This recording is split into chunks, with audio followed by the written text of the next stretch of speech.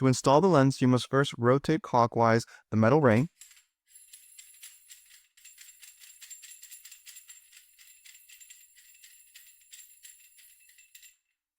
Then the rubber ring.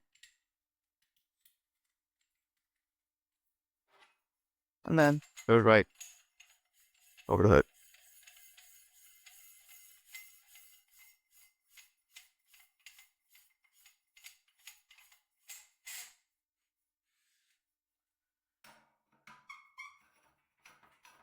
We rotate clockwise over it.